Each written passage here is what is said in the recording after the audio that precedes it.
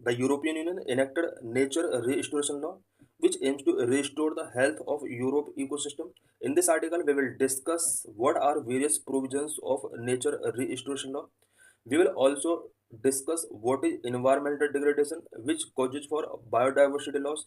We will also discuss various issues and challenges related to climate change before India. So let's discuss all the issues in detail. The degradation of natural ecosystem is an urgent global issue. With its vast geographical and ecological diversity, India also facing loss of natural ecosystem. Natural ecosystem का जो degradation हो रहा है ये current में एक urgent global issue बना हुआ है।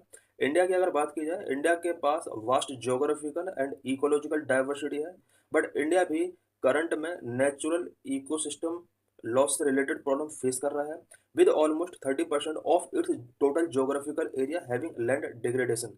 इंडिया के पास टोटल ज्योग्राफिकल इंडिया का about 30% area land degradation problem face कर रहा है। There is an urgent need for India to adopt a comprehensive nature restoration law like EU European union.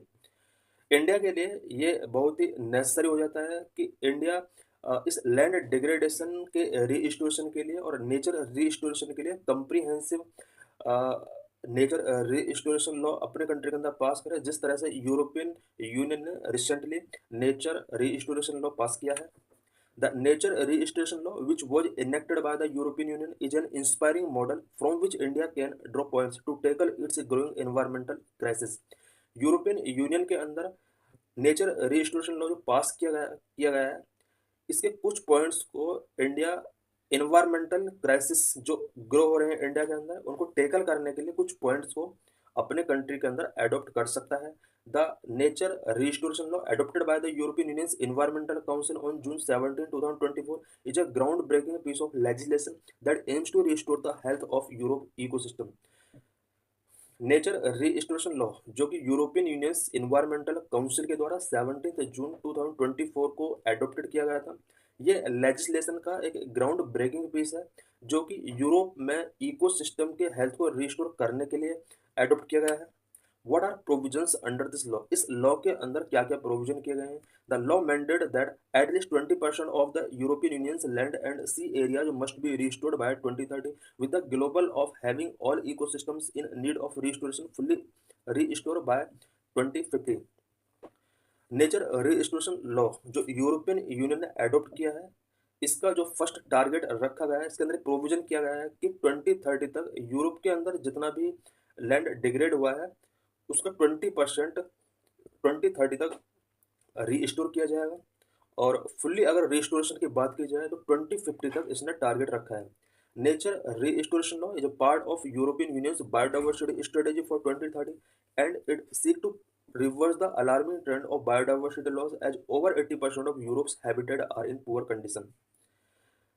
Nature restoration law European union biodiversity strategy का एक part है जिसके लिए 2030 तक के लिए टारगेट यहाँ पर सेट किए गए हैं, बिकॉज करंट में यूरोप के हैबिटेट का 80% हैबिटेट पुअर कंडीशन में, उसको रिस्टोर करने के लिए नेचर रिस्टोरेशन लॉ इनेक्ट किया गया है। It focuses on a broad range of ecosystem from forest and agricultural land to rivers and urban spaces. इस लॉ के अंदर ब्रॉड रेंज ऑफ इकोसिस्टम को इंक्लूड किया गया है, फॉरेस्ट एंड एग्रीकल्चर लैंड से लेकर रिवर्स एंड अर्बन स्पेस तक को इसमें इंक्लूड किया गया है। It also include implementing specific measures such as the restoration of 25,000 kilometre of rivers into free flowing rivers and the planting of 3 billion additional trees by 2030। इस act के अंदर about 25,000 kilometre की रिवर्स को free flowing rivers के साथ connect करने के लिए, उन्हें रिस्टोर करने के लिए इसमें प्रोविजन किया गया है। साथ में 2030 तक अबाउट 3 बिलियन एडिशनल ट्रीज को प्लांट करने का टारगेट इसके अंदर रखा गया है। The regulation was endorsed by majority of European union member state, marking a milestone in global environmental governance. ये जो रेगुलेशन यूरोपियन यूनियन के द्वारा एडॉप्ट किया गया है, ये ग्लोबल इन्वायरमेंटल गवर्नेंस के लिए एक माइलस्टोन है और यूरोपियन यूनियन के सभी मेंबर स्टेट के द्वारा इसको एंडोर्स किया गया है। The environmental economic case for India. India is also grappling with more severe environmental challenges. India भी मोर सीवर इन्वायरमेंटल चैलेंजेस से ग्रैपल कर रहा है। According to ISRO's, desertification and land degradation address nearly 97.85 million hectare, 29.7% of India's total geographical area underwent land degradation in 2018-19, a sharp increase from 94.53 million hectare in 2003-2005। ISRO की desertification and land degradation Atlas के according India के अंदर about 97.85 million hectare land degrade हो चुकी है। It means ये overall land का 29.7% part है जो डिग्रेड हो चुकी है। 2018-19 का ये डाटा है। बाद अगर 2003-2005 के साथ इसे कंपेयर की जाए, 2003 के आसपास जो डिग्रेडेड लैंड थी वो 94.53 मिलियन हेक्टेयर थी, जो कि 2018-19 में ये इंक्रीज हो गई है। Desertification particular is a growing concern with 83.69 million hectare affected in 2018-19। बात अगर डेजर्टिफिकेशन की जाए, इंडिया के अंदर डेजर्टिफिकेशन भी कंटिन्यू इंक्रीज हो रहा है। 2018-19 में 83.69 मिलियन हेक्टेयर लैंड डेजर्टिफाइड हो चुकी थी। The report highlights that land degradation is prevalent in key states such as Gujarat, Karnataka, Maharashtra, and Rajasthan, which together form 23.79% of India's desertified land area. Land degradation सबसे ज़्यादा India के कुछ particular state के अंदर देखा जा रहा है, जिनमें गुजरात, कर्नाटक, महाराष्ट्र एंड राजस्थान आते हैं। इन स्टेट के अंदर ओवरऑल लैंड का अगर डेजर्टिफिकेशन परसेंटेज की बात की जाए, 23.79% एरिया में इन सभी स्टेट के अंदर डेजर्टिफिकेशन इंक्रीज हुआ है। India has already made considerable strides in addressing these issues through the India ने इन सभी इश्यूज को एड्रेस करने के लिए कुछ कंसिडरेबल स्ट्रेस लिए हैं, such as successful implementation of green India mission. India ने green India mission successful implement किया है। नेक्स्ट, प्रधानमंत्री कृषि सिंचाई योजना। प्रधानमंत्री कृषि सिंचाई योजना लॉन्च की गई थी इंडिया के अंदर। Integrated watershed management programme India के अंदर लॉन्च किया गया था। और इंडिया का जो इंटीग्रेटेड वाटरशेड मैनेजमेंट प्रोग्राम है, ये वर्ल्ड का सेकंड लार्जेस्ट वाटरशेड प्रोग्राम रहा है। The national afforestation programme India के अंदर लॉन्च किया गया है। However the scale of the problem demand a more comprehensive approach, because India के अंदर प्रॉब्लम का जो स्केल है वो काफ़ी बड़ा है, और इसलिए इम्पोर्टेंट हो जाता है कि कम्प्रिहेंसिव अप्रोच के साथ इस प्रॉब्लम को सॉल्व किया जाए। Just as the European Union's nature restoration law set legally binding target for ecosystem restoration, India needs such a nature restoration law that mandate the restoration of its degraded landscape, ensuring the long-term sustainability of the ecosystem। जिस तरह से European union ने nature restoration law enact किया है और ये legally binding target इसके अंदर रखे गए हैं, इकोसिस्टम रिस्टोरेशन के लिए इसमें लीगली बाइंडिंग टारगेट रखे गए हैं। इंडिया के लिए भी बहुत नेसेसरी है what a law in India could look like. India के अंदर किस तरह का लॉ होना चाहिए। A nature registration law in India inspired by the European unions model could include the following. India के अंदर अगर यूरोपियन यूनियन मॉडल से इंस्पायर होकर नेचर रजिस्ट्रेशन लॉ अगर मेकिंग किया जाता है, तो उसके अंदर कुछ पॉइंट्स इंक्लूड होना चाहिए। First in the list is restoration target. उस लॉ के अंदर रीस्टोरेशन टारगेट सेट होने चाहिए। India should aim to restore 20% of its degraded land by 2030 with a goal of restoring all ecosystem by 2050. This includes forest, wetland, rivers, agricultural land and urban green species. India अगर nature restoration law enact करता है, तो पहला target restore करना होना चाहिए। अब restoration जो होगा वो फॉरेस्ट का, वेटलैंड का, रिवर्स का, agricultural land and urban green species को इंक्लूड करना होगा। 2030 तक अबाउट 20% डिग्रेडेड लैंड को रीस्टोर करने का टारगेट रखना होगा, जबकि 2050 तक अबाउट ऑल डिग्रेडेड लैंड को रिस्टोर करने का टारगेट यहाँ पर सेट करना होगा। Second is wetland restoration. Wetland restoration का टारगेट उस लॉ के अंदर प्रोविजन करना होगा। In India critical wetland such as the Sundarban and Chilika lake support biodiversity and carbon sequestration. India के अंदर क्रिटिकल वेटलैंड जैसे सुंदरबन एंड चिलिका लेक है, ये बायोडाइवर्सिटी को सपोर्ट करते हैं और कार्बन सिक्वेस्ट्रेशन में एक इम्पोर्टेंट रोल प्ले करते हैं। A law को target restoring 30% of degraded wetland by 2030। जितना भी वेटलैंड डिग्रेड हुआ है उसका 30% तक रिस्टोर करने के लिए 2030 तक का टारगेट रखना होगा। Third is biodiversity in agriculture. Agriculture dominates India's landscape. Promoting afforestry and sustainable practices could restore farmland. Indicators such as the butterfly and bird index used in the European Union could track progress. Because India का agriculture India के landscape को dominate करता है, अफॉरेस्ट्री को promote करके sustainable development sustainable practice agriculture के अंदर promote करके फार्म लैंड को रीस्टोर किया जा सकता है। यूरोपियन यूनियन ने जिस तरह से ट्रैकिंग प्रोग्रेस को ट्रैकिंग करने के लिए बटरफ्लाई एंड बर्ड इंडेक्स को एक इंडिकेटर के रूप में यूज किया है, तो इंडिया को भी कुछ इसी तरह से लॉ के अंदर प्रोविजन करने होंगे। Fourth is river restoration. India could focus on restoring free flowing rivers beginning with major rivers such as Ganga and Yamuna, addressing pollution and obstructions. India को रिवर्स का रीस्टोरेशन करने के लिए टारगेट रखना होगा। फ्री फ्लोइंग रिवर्स को major rivers such as Ganga and Yamuna के साथ कनेक्ट करने के लिए यहाँ पर प्रोविजन करने होंगे। जो रिवर खत्म हो चुकी हैं उनको रीस्टोर करने के लिए टारगेट रखने होंगे।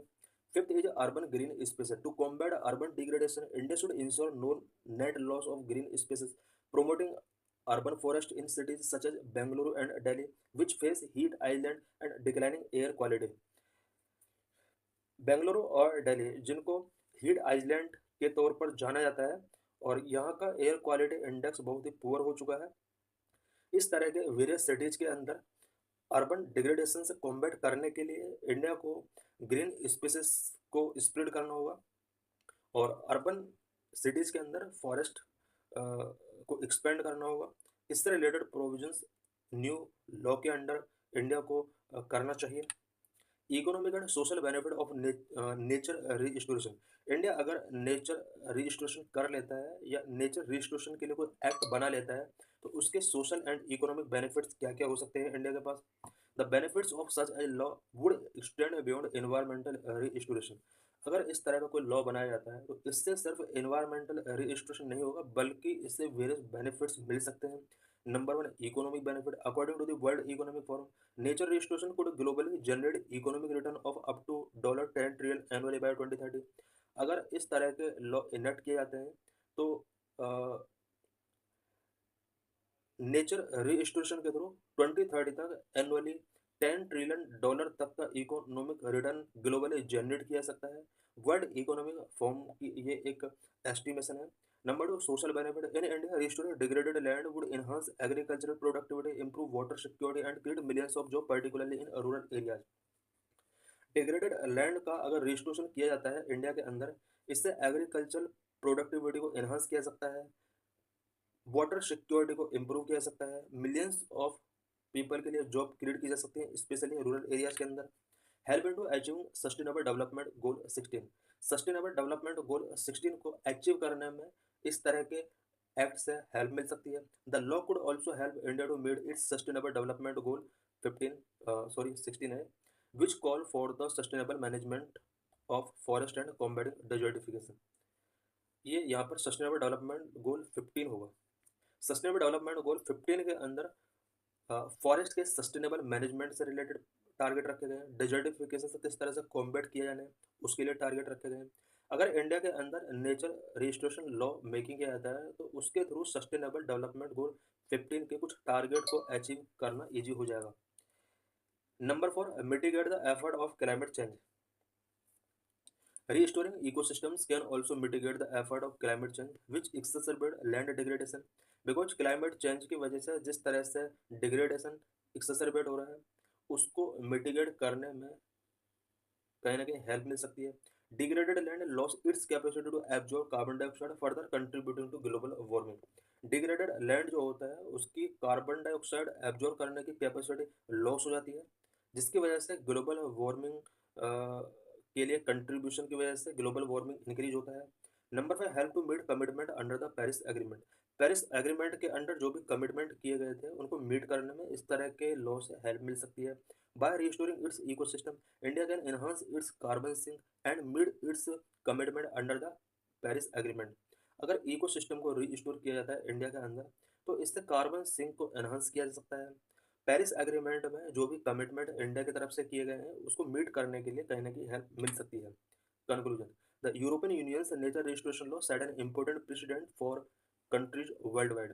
यूरोपियन यूनियन का नेचर रजिस्ट्रेशन लॉ जो है ये पूरे वर्ल्ड के अंदर कंट्रीज के लिए एक इम्पोर्टेंट प्रेसिडेंट के तौर पर सेट हो सकता है। इट मीन्स अदर कंट्रीज भी इसको इस मॉडल को अप्लाई कर सकते हैं, जिससे कि पूरे वर्ल्ड लेवल पर नेचर का रजिस्ट्रेशन किया जा सकता है। Given the alarming level of land degradation and biodiversity loss in India, such a such a law in India would not only help India restore its degraded ecosystem but also contribute to its socio-economic development and climate resilience। India के अंदर biodiversity loss and land degradation alarming level पर चल रहे हैं। India के अंदर अगर इस तरह के लॉ, जिस तरह से यूरोपियन यूनियन ने लॉ मेकिंग किया है, इंडिया के अंदर भी अगर इस तरह का लॉ इनेक्ट किया जाता है तो इससे ना सिर्फ डिग्रेडेड इकोसिस्टम को रिस्टोर किया जा सकता है बल्कि सोशो इकोनॉमिक डेवलपमेंट और क्लाइमेट रेसिलियंस को भी यहाँ पर बूस्ट किया जा सकता है। The clock is ticking and the time is act to act is now. समय बीत रहा है और यही टाइम है कि इस टाइम पर हमें कोई ऐसा लेजिस्लेशन बनाना होगा जिससे नेचर को रिस्टोर